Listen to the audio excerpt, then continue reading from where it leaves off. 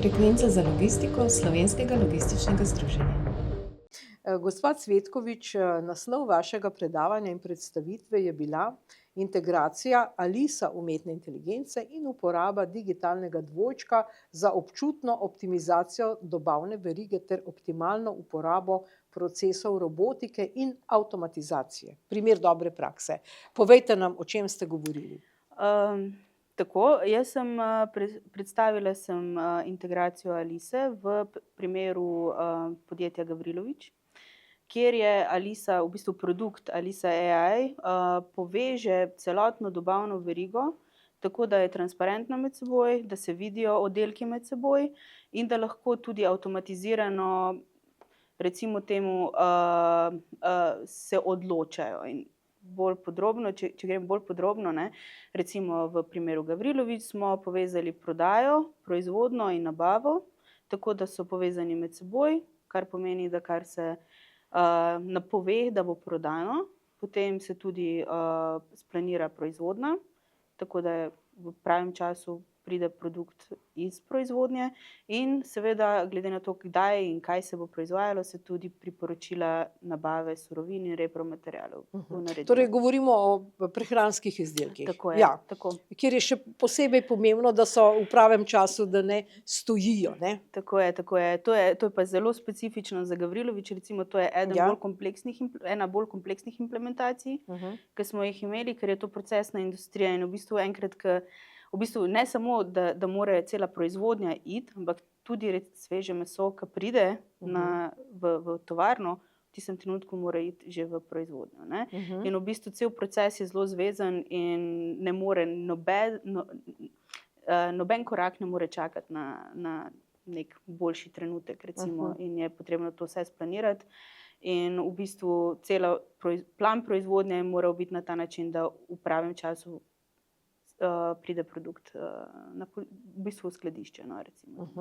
No, zdaj ta Alisa umetna inteligenca, kakšna umetna inteligenca je to?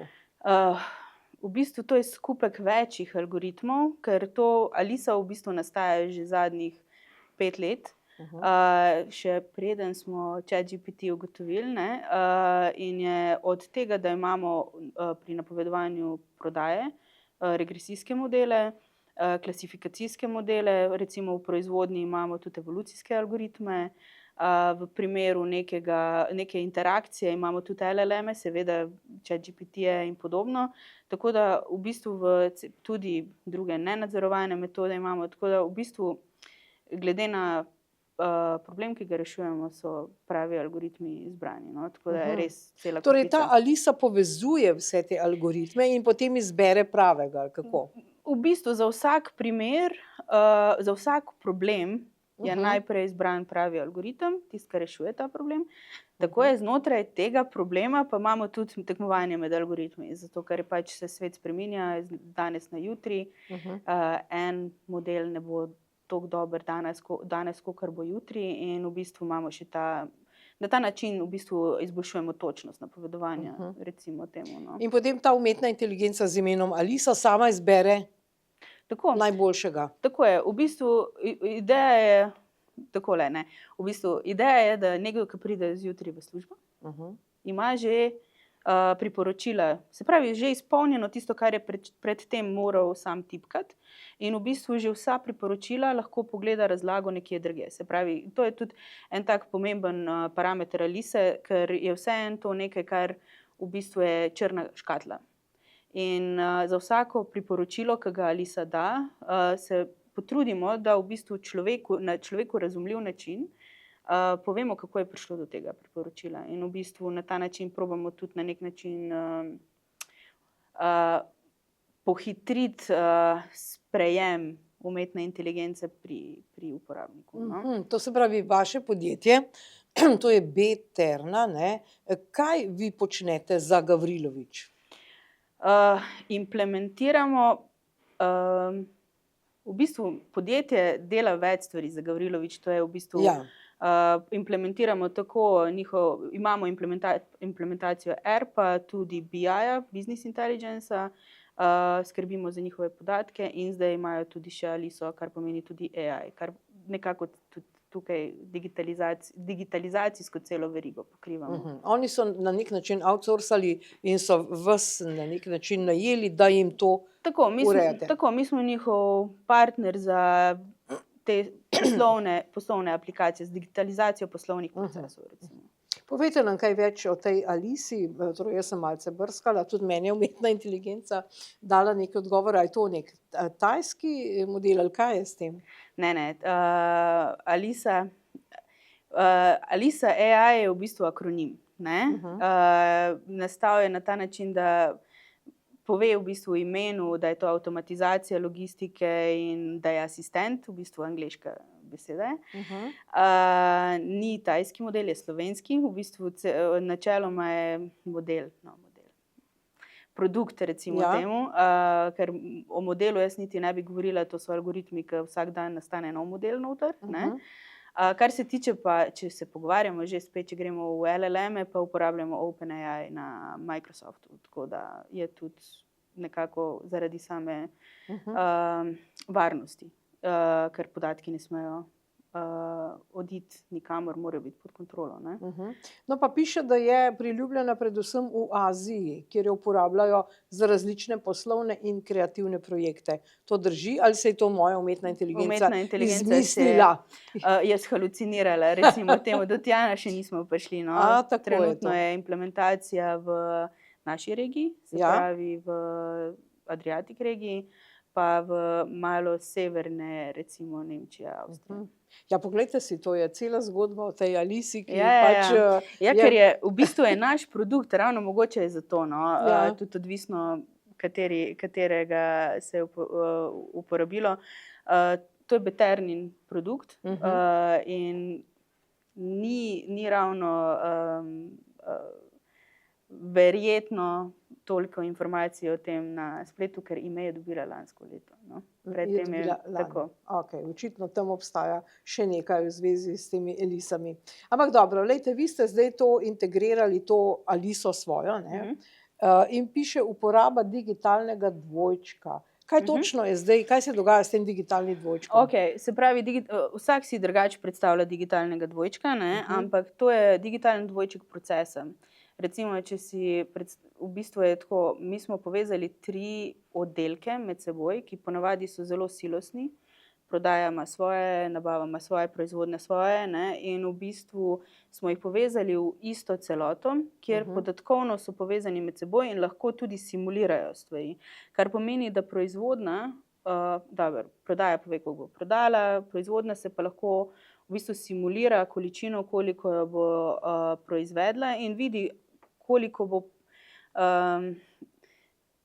v pravem času proizvodnja narejena, ne, zaradi tega, ker je potrebno razmišljati, mislim, Alisa uporabi informacijo o tem, koliko strojev je, koliko ljudi je na voljo, kakšne surovine, repromateriale imamo na voljo, tudi prazniki so, tudi ne dela se cel dan, dela se samo 2 izmeni, pavze obstajajo in v bistvu je zelo veliko parametrov, ki vplivajo na to, kako hitro je lahko nek produkt narejen. In v bistvu omogočamo to, da se lahko nekdo na nek način simulira količine, ki bojo proizvedene skupaj z ostalimi količinami, ker oni imajo 1000 produktov, ne, da v bistvu jim lahko sam pri sebi vidi, koliko je sploh kapaciteta v določenem času za proizvesti nekaj. In če sploh lahko to naredi. In v bistvu glede na potrjen se pravi proizvodni plan, potem se tudi naredi predlog nabave repromaterialov in surovin. To se pravi, recimo ta umetna inteligenca z imenom Alisa reče v redu, naprimer, zdaj se bliža se praznik, velika noč, ne, prosti dnevi bodo te in te, zdaj recimo, da imate vi ali pa Gavrilović imajo neka naročila, rečejo, če začnete zdaj bo tako, če vzamete toliko materiala bo to, če zaposlite še 3 študente več je to in pripravi več scenarijev, ne, na nek način in kdo se potem odloči za ta pravi scenarij? V bistvu lahko se različni parametri spreminjajo, vedno se odloči človek, planer, kaj trenutno bo šlo v proizvodnjo. Se pravi, mi planiramo za več mesecev naprej, korekcije se pa delajo tedensko, kar pomeni, da za naslednji teden, do danes že morajo plan potrditi in da gre v proizvodno. Ne. Ampak oseba je ta del vedno pustimo tudi zaradi pravil igre v umetni inteligenci, vedno mora oseba biti tista, ki prevzame na nek način odgovornost za proces. Ne. In kako hitro lahko reagira, recimo, če se spremenijo Takoj. stvari? Takoj, ne? Ravno to je. Se pravi, v bistvu Alisa konstantno spremlja stanje, ne? In glede na to, da mi ne gledamo nazaj, mi gledamo naprej par mesecev, par tednov, ne? Vemo, kako bi moralo izgledati. In v tistem trenutku, ko več ne izgleda tako, kot bi moralo izgledati, se v bistvu pošiljajo opozorila. In ta opozorila že nosijo informacijo, kaj je potrebno narediti, to, da se pač reši ta problem. In v primeru recimo proizvodne je v tistem trenutku, ko do nečesa pride v proizvodnji, pač tudi stroji znajo pač se pokvariti, ne? Je omogočeno, da se takoj replanira na novo, kar pomeni, da ne stoji, ni spet oseba pride in mora nekaj popraviti, ampak v bistvu pritisne na gumb in se replanira vse, kar je ostalo. Ne? To se pravi, da v bistvu ta umetna inteligenca v realnem času spremlja te proizvodne faze, ves čas praktično. Ja, tako, v primeru, da so podatki na voljo, tako. To je tisti del, ki je zelo specifičen. Možno je, da res v realnem času se prav vidi, kaj se dogaja na linijah. V primeru Gavriloviča pa imamo ta enodnevni presek, ne? Se pravi, znotraj enega dneva oni Vsak dan ob kateri uri, ob 12 ali čez noč se vse skupaj reši. No? Ja. Tako. No, ker recimo ste rekli, če so podatki na voljo, ali bi se lahko zgodilo, da ljudje ne bi želeli posredovati podatkov? Da bi recimo nekdo, ki bi končal en proces, moral pritisniti na nek gumb, pa ni, ali pa ni želel, ali pa pozabil in tako naprej. To eliminiramo že na začetku projekta, ker v bistvu potem nima smisla, da gremo v implementacijo, ker vsi vključeni v implementacijo se ponavadi že na začetku zavejo, da bo tukaj zelo veliko spremembe prišlo v njihovem načinu dela, ker načeloma ne bo potrebno tisto, kar je bilo prej manualno, kar ne vem, neka res taka stvar, ki ponavadi tudi muči ljudi, bo zdaj avtomatsko narejena. Oni bodo tam zato, da človeško inteligentno pogledajo na rezultate in se za to odločijo. In ponavadi takih ljudi na takem projektu ni, v primeru, da jih zazna, mislim, to je stvar podjetja, ki se odloči za digitalizacijo. Ponavadi se za digitalizacijo odločijo tista podjetja, ki imajo to v svoji strategiji, kar pomeni, da take osebe načeloma ne bi smele obstajati. Pa je bil kakšen odpor zaposlenih, še posebej v proizvodnji se lahko zgodi? V tistih, tam, kjer smo šli v implementacijo, ne? Kjer smo imeli odpor že na začetku, tudi mi nismo hoteli iti v to, zaradi tega, ker tudi naš cilj je, da to prinesemo podjetju, ne, s katerim gremo v tako zgodbo. No? In zdaj vi recimo, ki ste to zasnovali, implementirali, to tudi vzdržujete, ste v permanentnem odnosu z Gavrilovičem? Tako, ja. V bistvu vse zato pravim, to je v bistvu ni samo Alisa pri njih, pač mi smo za vse njihove poslovne procese tudi, pač Beterna je veliko podjetje in tam se nekaj ekip skrbi za Gavrilovič, tudi z drugimi, kjer mogoče nimamo takega odnosa res močnega, ne? Pa je mogoče samo naša ekipa tista, ki sodeluje, tudi tam imamo potem kontinuirano, v bistvu se potrudimo, da imamo vsaj na 2 tedna po pol ure, tudi če si rečemo samo zdravo, je pač to zato, ker je svet se spreminja iz dneva v dan in to, da mislimo, da bo svet izgledal tako, kot danes, pač se motimo, ne? In v bistvu je potrebno spremljati, če so se poslovne odločitve spremenile, če so se poslovna pravila odločila, če je prišlo do kakšne strateške spremembe, ker to je vse stvar, ki je treba tudi sistemu povedati, ne? In glede na to, da ga mi konfiguriramo, ne stranka, pač je na nas, da to zvemo. No? Ja, tu govorite o optimalni uporabi procesov robotike in avtomatizacije. Torej, robotika sama po sebi in avtomatizacija nista dovolj. To ni dovolj. Recimo, podjetje se odloči za robotiko in avtomatizacijo, ne da bi nadgradilo to z neko umetno inteligenco, ki je zdaj ta dodana vrednost te umetne inteligence. Tako, robotika lahko že sama po sebi dela neke procese, brez inteligence, ker vemo, da če želimo priti nekam, moramo pritisniti določene gumbe. Če pa uporabimo umetno inteligenco, pa znotraj tega procesa uporabimo še določeno informacijo, s katero lahko pridemo dlje. Ne pridemo samo do enega koraka, kjer potem oseba pride in vnese to, ampak lahko to informacijo peljemo malo dlje. In v bistvu mi ravno to zmanjšujemo ročno delo. Ne? V bistvu stvari, ki bazirajo na podatkih in ki jih lahko umetna inteligenca reši, ne more vsega rešiti. No, tu pač recimo halucinacije, več to se dogaja. Ne? Tisto, kar lahko reši, probamo narediti do tiste točke, kjer oseba res samo pregleda priporočila. Ne?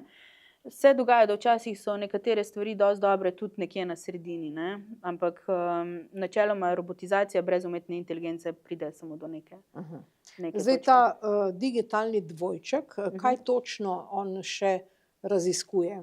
Kaj pove?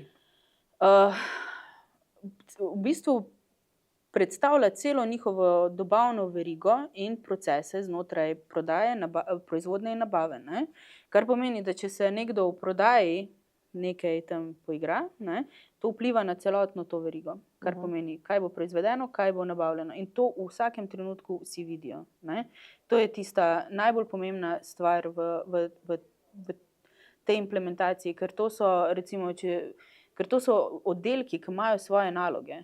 In ni ravno pogosto, da se te oddelki med seboj pogovarjajo, ne, na dnevni ravni.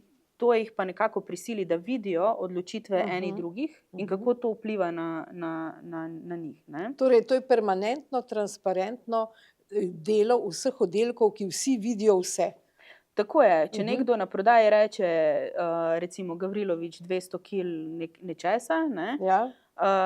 V bistvu proizvodnja dobi alarm, tega mi ne moramo proizvesti. Ne? Tamle nabava, ne, pa vidi, da v bistvu sploh ne bo v pravem času dobila surovin, ne, kar pomeni, da se vidi, odkot izvira celotna zadeva. In potem lahko plener seveda to zmanjša, se malo poigra, koliko dejansko lahko dobi, pove prodaji, koliko je realno. Koliko lahko obljubijo. Tako je, koliko lahko obljubijo. Da ne pišejo nekaj, recimo, pač prodajalci prodajajo, back office pa ne utegne, ne, tako kot v kakšnih firmah. Ne, tako, zelo podobno. In v bistvu je to nekako, seveda oni s svojimi izkušnjami vejo, koliko so sposobni. To je bil en tak primer, ki je bil malo razpotegnjen, ampak dejansko lahko se zgodi, da v nekem trenutku imajo res veliko potrebo. Ne? In je zelo pomembno, da čim več te potrebe rešijo in na ta način lahko vsi dobijo informacijo o tem, koliko je česa možnega. Ne? Torej, ker smo na logističnem kongresu, kaj je trenutno ta največji izziv in za koga vse pridejo taki primeri še dvojčki, umetna inteligenca upoštev? Mislim, jaz se ne bi omejevala na to, za koga. Mislim, da sem tudi na panelu rekla, da v bistvu je najbolj pomemben del ta, da podjetje ima najprej strategijo, da se management odloči, da bo podjetje digitalizirano in da tudi na nek način izobrazi svoje zaposlene, da to ni bav. In da sam ta buy-in strani managementa pride zraven. Ker takrat, ko je management dal svoj v bistvu žegen, no? Ne vem, kako naj rečem, je vse lažje. Potem pa, da ne omenjam, podatki pa pač morajo obstajati. Tukaj ne bi se toliko zadrževala, pa če podatki ne obstajajo, se ne da nič narediti. Ne? In mislim, da mi imamo vedno v bistvu ta podatki so, potrebujemo pa v bistvu zavezanost tako managementa, da to ni, da bojo oni v bistvu, da je to njihova strategija, ker si moramo predstavljati to, da v bistvu zdaj kar naenkrat neka črna škatla, ne, dela nekaj, kar je nekdo delal že 10 let. Ne? In v bistvu je potrebno na nek način razložiti strani tega, da je to strategija, ne? Kjer pač ta oseba, zakaj bi delala nekaj, kar je kar ne potrebuje neke specialnosti, ne? Ampak so tam zelo kompleksni primeri, ki bi bilo boljše, da se samo, da v bistvu na tistem se drži fokus, ker to je tudi nekako, podjetja rastejo, ne? In v bistvu se konstantno evolvirajo in obstajajo nove teme, ki jih mora človek, ne umetna inteligenca obdelati. Ne? In tako da mi imamo implementacijo v različnih industrijah in to ne samo proizvodnih, tudi retail, ki je recimo trgovinska veriga v večjih državah, se pravi, tukaj imamo digitalnega dvojčka, kjer se več držav med seboj more spremljati, ne? Imamo tudi distribucije, se pravi, ena lokacija, tiste so ponavadi najbolj enostavne, ne? Tako da ni neke omejitve, zdaj mogoče, če bi rekla, da neko industrijo ni težko. No, torej, za konec, ne, tisto, kar pade takoj na pamet vsakemu, ki tole posluša, je seveda, in to je zdaj vprašanje, ki čisto popolno iz druge zgodbe, ampak je vendarle logistično na nek način. Vprašanje organiziranosti našega zdravstva. Ne? Če bi naše zdravstvo imelo neko tako umetno inteligenco, da bi ves čas za vse lokacije, za vse te, ki sodelujejo sem in tja, jaz mislim, da ga uredimo v enem tednu. Kaj vi mislite? Jaz tudi mislim, da je tako, sem želja potem je mogla biti, ker dejansko, ampak še vedno je tukaj, se pravi, nekaj mora biti centraliziran, ne? Se pravi, nek center mora obstajati, ne? In bi za vsakega zdravnika vedeli, razporejali sem tja, vedeli, kje dela, kje je primanjkljaj, kaj, kako. To sigurno. Ja. Zdaj, koliko je na voljo zdravnik, pa verjetno bi bilo treba ugotoviti, če obstajajo te podatki, ne, koliko je zasedeno. Ja, seveda, ne. Šli bi v to, ne. To, jaz mislim, da ta digitalizacija bi bila bistvena. Ker je tudi veliko logistike, tudi v medicini, v kliničnem centru, če vzamete. Res je, mogoče čistko, sicer ne vem, koliko je to heretično, ampak tudi centralne nabave. Ne? Ne, to pač potreba je, dobavitelji različni so, cene so, kakovost je. To načeloma bi šlo zelo hitro. To pri Gavriloviću v bistvu delamo, ker oni tudi morajo se v vsakem trenutku odločiti, imajo več dobaviteljev za en kos mesa, recimo. Ne? In v bistvu mi, Alisa se odloča, kater dobavitelj, seveda ogromno parametrov je v tem trenutku najbolj optimalen. Ne? In oni se lahko odločijo, da tega optimalnega vzamejo, lahko se pa odločijo, da je kaj drugega. No. Ste nam vse povedali, ne? No, sam ne bi v politične. Ne, pustimo, ne, torej, je bilo čisto strokovno. Zdravstvo je tudi logistična tema, ne? Je. Dobro, gospa Cvetkovič, najlepša hvala. Hvala vam.